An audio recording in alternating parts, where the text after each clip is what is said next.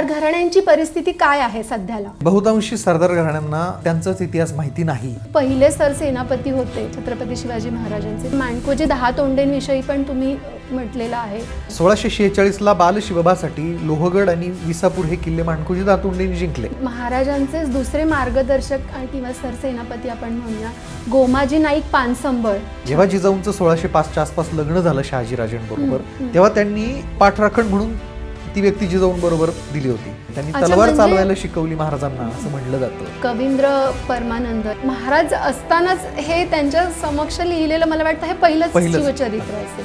शिवचरित्राचं अस्सल साधन समोर आलं आणि प्रामुख्यानं झालं असं की शिवजन्मतिथीचे पूर्वी बरेचसे वाद होते. त्याच्यावर शिक्कामोर्तब होईल असा दुसरा असा सज्जड पुरावा त्याच्या सगळे शोधातच होते. शिवभारतानं ते क्लिअर झालं.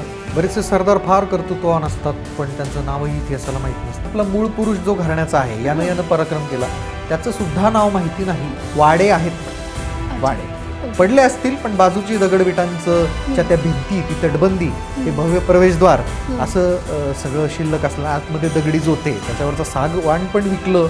प्रामुख्यानं त्यांची परिस्थिती अशी होण्यामागचं कारण म्हणजे ऐशोआराम, की आपल्याला काम करायची काय गरज आहे एवढं सगळं. त्याच्यामुळे जमिनी विकायच्या, नुसता टेंबा मिरवण्यापुरतं ते नसलं पाहिजे. ज्या वंशावळी ज्या सांगितल्या जातात प्रत्येक घराण्यांच्या, हो, त्या खऱ्या आहेत, त्यात काही तथ्य आहेत. या भाटांकडे किंवा हेळव्यांनी जे दिलेले कागद आहेत, बऱ्याचशा ऐतिहासिक घराण्यांकडे आज ऐतिहासिक काही नाही, फक्त ते कागद असतात बरं का.